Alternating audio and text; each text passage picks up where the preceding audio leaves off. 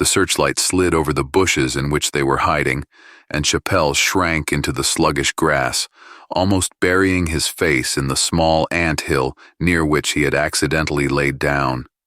"Relax, Doc," Svert's calm voice said in his ear. It wasn't even a whisper. The dragger just lowered his tone a bit.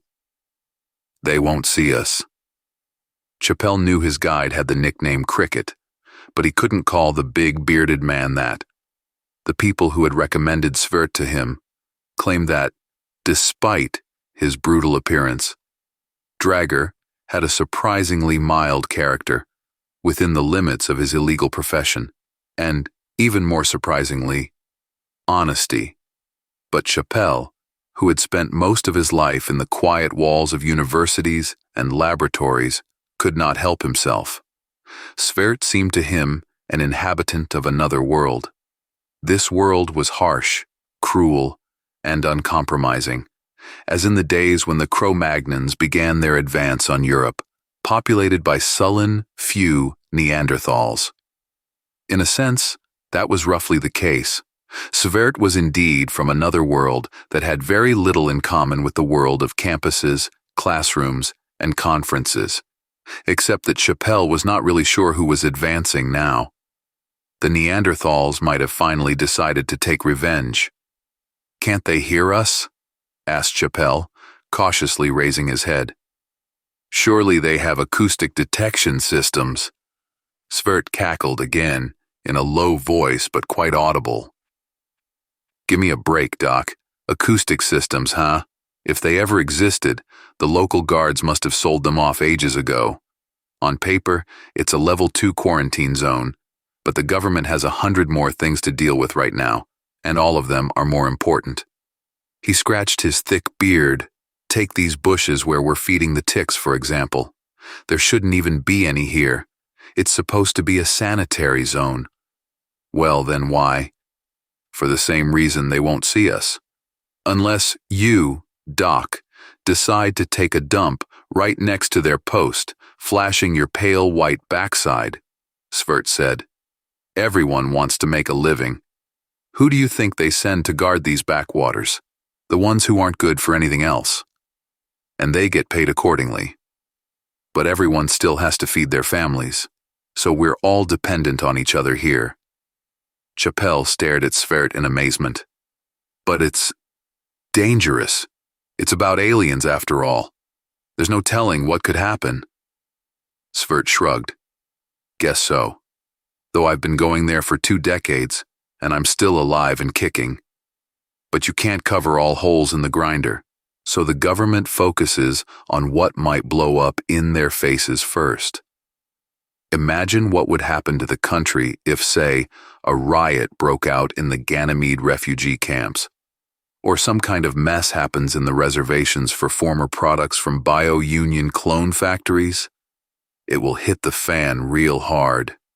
And the stinkers." He nodded toward a tall wire fence that went into the darkness 10 meters from where they lay. "Have been sitting in their settlement for almost 30 years.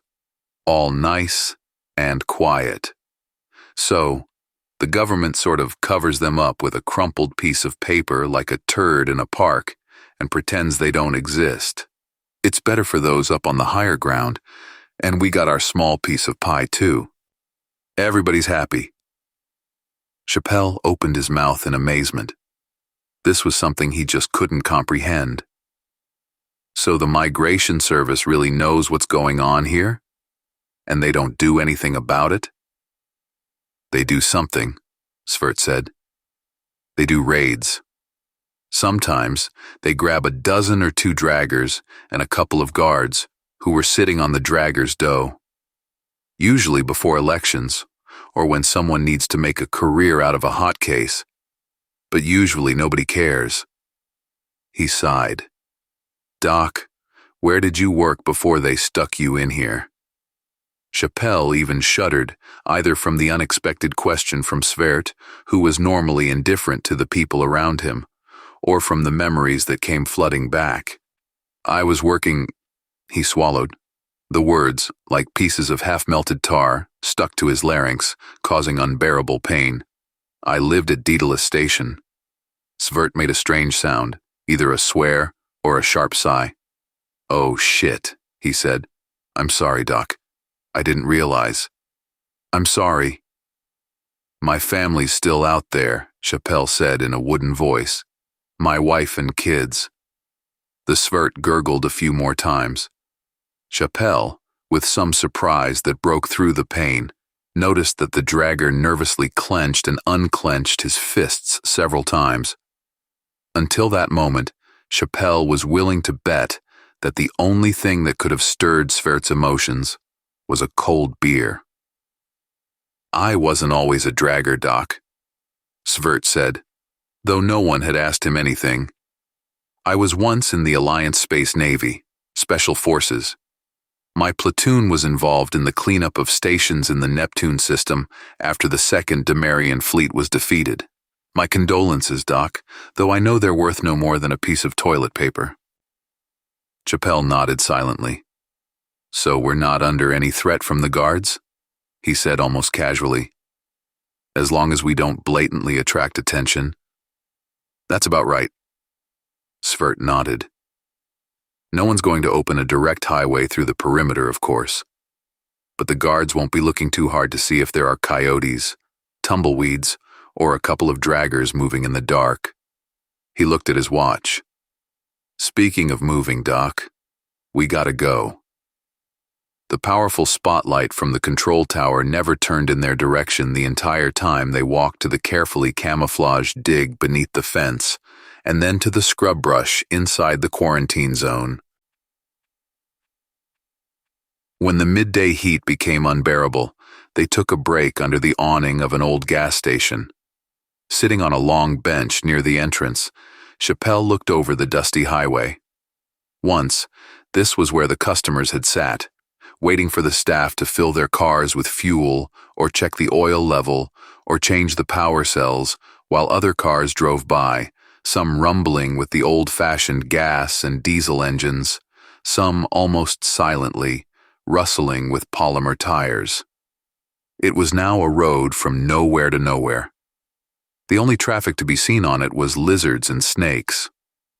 "All right," Svert said, stepping out the door and handing Chappell a full flask. "How do you feel, Doc? Got any strength left? If we keep up the pace after the rest, we'll be on the spot by evening." Chappelle took the flask and looked at it doubtfully. "Is it wise to drink the water here?" Svert laughed and sank down on the bench beside Chappelle. "Don't worry, Doc. Everything's fine. We're still far from the greenhouses. Almost nothing reaches here. You know how cleverly they have things set up, and the filters on the tank are top-notch." He took a few noisy gulps from his flask. "So we're guaranteed a clear picture on the way there and back. By the way, Doc, you still haven't said why you need the goods. You don't look like a junkie to me. And junkies don't usually go to the greenhouses themselves for the stuff anyway. It's easier and safer to just buy it." "And what is the danger?" Chappelle asked instead of answering. "I was warned from the beginning that it's very dangerous here, but it looks like nothing so far. You even have guards on the payroll." Svert grew serious. "It's not that simple, Doc," he said. "If this really were an easy stroll, people would be flocking here in droves, and you'd need a machine gun to keep them away. Think about it. 40 years ago, aliens landed here, and since then, everything has been growing on its own, multiplied by the influence of the greenhouses. So, when we get closer, I advise you to stay frosty. Have you ever seen a bear, Doc?" "Only on video," Chappelle shrugged. "Why, do they even live here? I mean, it's still a desert, not a place for bears to dwell?" "Not here, of course. There, closer to the mountains." Svert waved his hand to the west. "And that's good for us. I assure you, Doc, you wouldn't want to run into any of the local bears. After their breed was treated by the greenhouses, I hear they've already started picking out chiefs and burying their dead." Chappelle stared at Svert with wide-open eyes. "It can't be.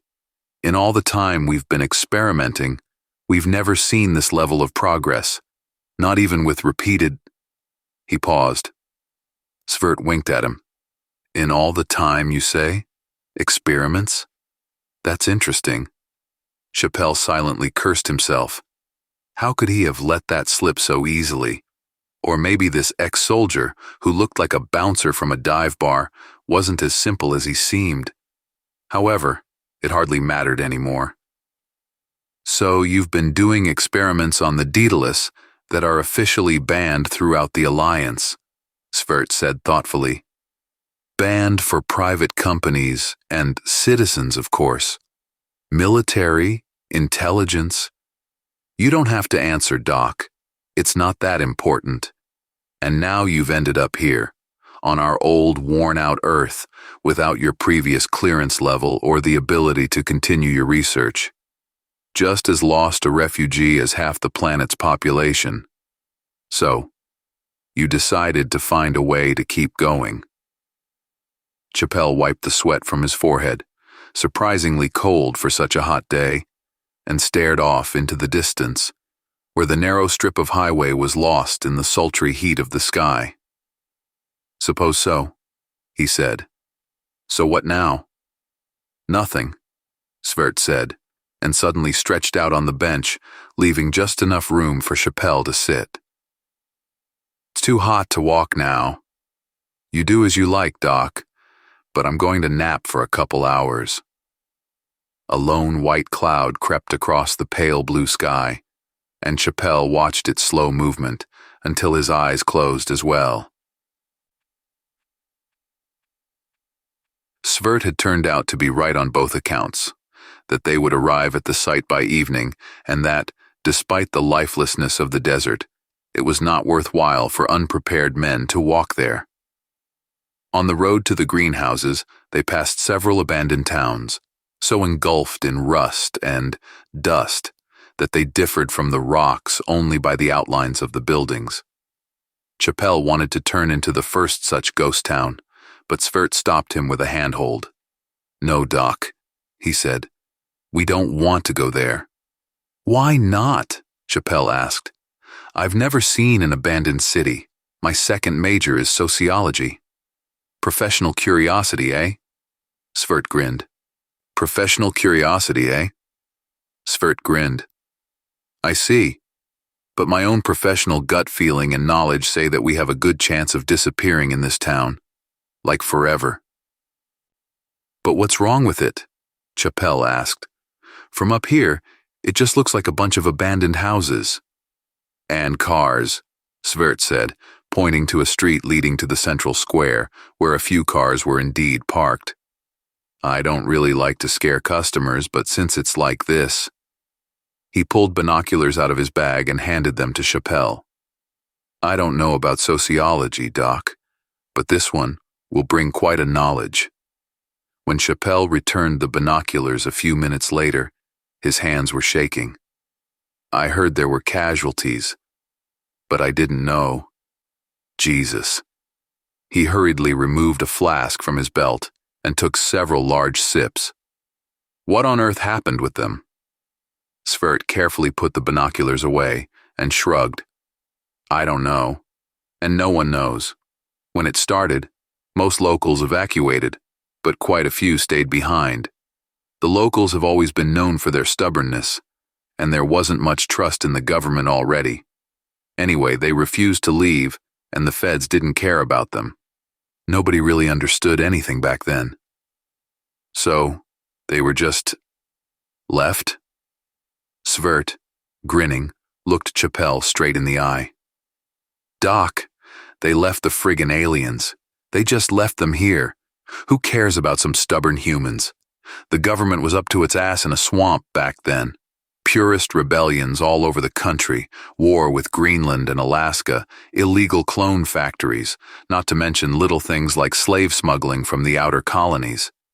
When refusers started disappearing all over the area, the government sent a couple squads to find out, and that's all." "And what happened to those squads?" Svert stopped smiling. "Take a guess." Chappelle didn't realize it right away. Svert continued to glare at him with light gray eyes, and then Chappelle understood. He looked back at the dead, abandoned town, and then at Svert again. "That's it, Doc." Svert nodded. "What is it that surprises you so much? Nobody knows what's going on in Asia right now. The whole damn continent. The Europeans sealed them off with the Ceausescu defense line, and no signals could get through the cloud mass. If you don't get it the first time, the government didn't care about us then, and they don't care about us today. And when they discovered that aliens could supply the goods, and the first draggers started to work the lines, everybody's got to make a living, Doc." The sun was gradually slipping toward the mountainous horizon, and a light wind was blowing from the mountains. The movement of air, heated both by the blazing sun and the hot surface of the earth, was like a wave of heat from an open oven. Still, Chappelle suddenly felt very cold, just like he was on an evacuation barge that had brought him to Earth from a station captured by the Demarians. After walking for 4 hours, Svert looked around, noting some landmarks familiar only to him, and said, "Well, that's the end of the fun, or beginning, depending on how you look at it. It's time, Doc." Walking in a breathing mask was easier than Chappelle had feared. It probably would have been worse in the daytime, but the desert began to cool rapidly as soon as the sun rolled behind the mountains. Chappelle even had to take his jacket out of his backpack. "Keep your eyes open, Doc," Svert warned. The masks had special membrane devices, so it was possible to talk almost unimpeded without raising his voice to break through the bulky muzzle. Once in a while, spore emissions reach here, so even the grass here can be tricky. "I can't believe no one has ever studied the mutagenic effects of spores," Chappelle said. "It just blows my mind." As they went deeper into the valley, the nature around them gradually changed from the familiar desert with stunted, sparse bushes into an oasis filled with life. Just as gradually, it was simultaneously becoming less and less Earth-like. Svert chuckled. "You're the last person I'd expect to hear that from, Doc. You're supposed to be an expert, aren't you?" "I was," Chappelle answered. "Now I don't know, probably a smuggler. Dragger." He was silent for a while, looking carefully under his feet to avoid stepping on any of the local wildlife. Svert had especially warned him against that. "We had a different line of research, and we had a hard time getting materials." He waited for more questions, but Svert remained silent. The man's behavior puzzled Chappelle more and more. Beneath the exterior of a swaggering and somewhat dim-witted former soldier and smuggler, there was clearly a different person. "You know, Doc," Svert said suddenly, "it's possible that the materials you've been getting were obtained and taken out by these very hands." He shook his big paws. "It's nice to think that at least once in my life, even if indirectly, I had a chance to contribute to science." Chappelle didn't answer, because at that moment, they came out from behind the dark cliff into the open and saw the first buildings of the greenhouse. The alien settlement had not been built from scratch. There had been another settlement here long ago, abandoned by the humans before the aliens arrived. The aliens had dismantled some of it and used the materials to rebuild the rest. They also adapted their broken ships to fit the needs of the new situation they found themselves in. Some of the buildings, however, remained untouched and stood as monuments to oblivion, densely overgrown with weird vegetation. A few buildings aroused Chappelle's particular interest. "Do you know what was here before?" he asked Svert, pointing to one of these buildings, a large circular hulk of rusted metal and cracked plastic. From its looks, the huge openings in the frame had once been covered with glass. "Experimental greenhouse," Svert said. "Where do you think the name came from?" "I thought it was because of..." Chappelle nodded his head toward the aliens' asymmetrical buildings. Well, you know, because of them. It stuck because of them, yes. Svert flicked away a few dry blades of grass stuck to the face shield of his mask. The breathing tubes that went into a satchel with a filtration system made him look like a human-elephant hybrid with two trunks. When Svert turned his head at a proper angle, Chappelle could see himself, lit with moonlight, looking the same techno-mutant in the reflection on Svert's mask.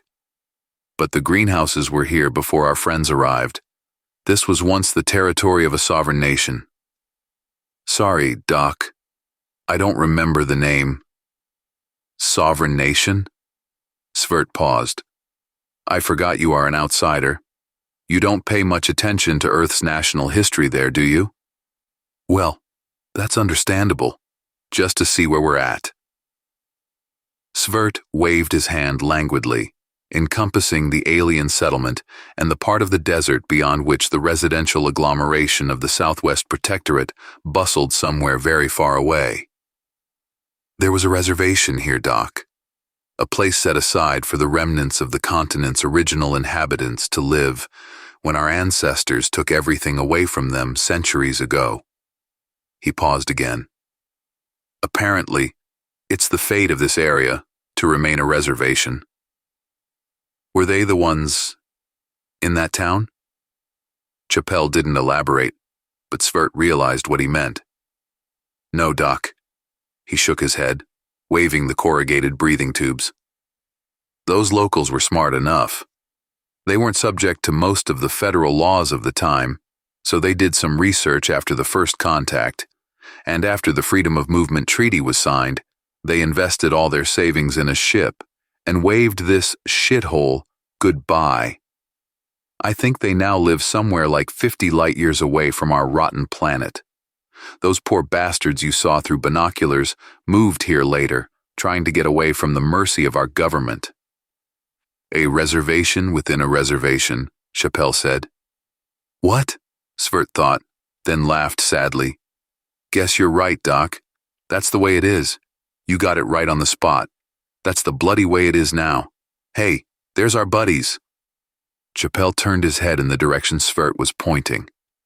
3 aliens emerged from the outermost building of the settlement, which looked like an angular shell of stone, metal, and plastic, and walked toward the draggers.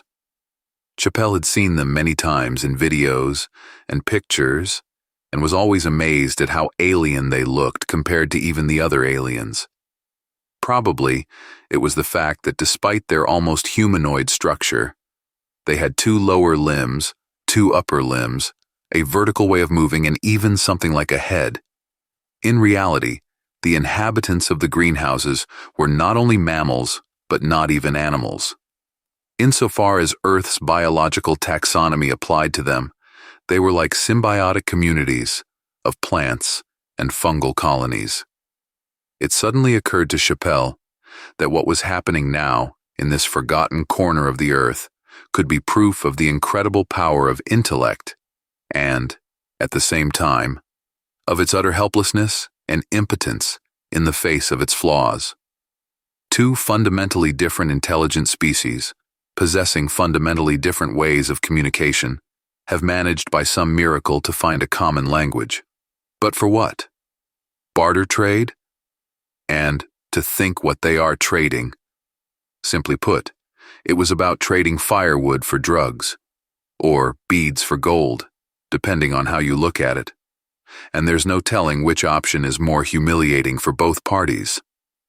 Svert held out his hand. Chappelle threw his backpack off his back, revealing a filter system satchel that gleamed with metal.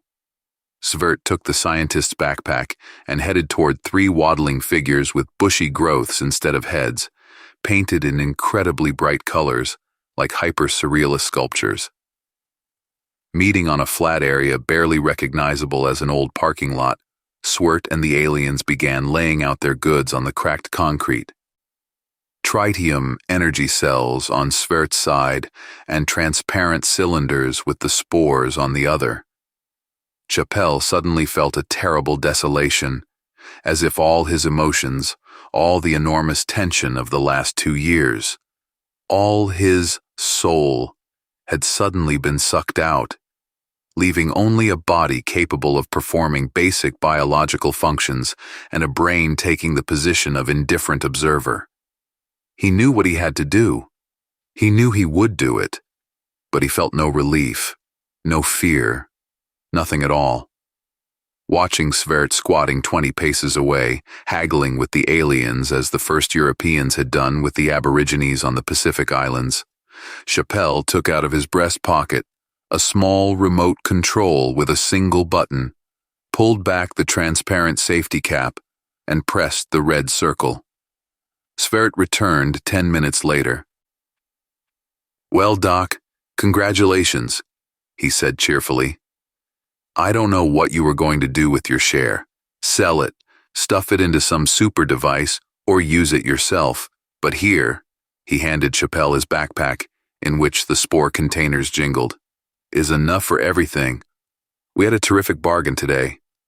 All those money-loaded junkies are ready to give any dough for red and orange goods, and today we got 5 apiece of them, not counting the blue and rainbow stuff."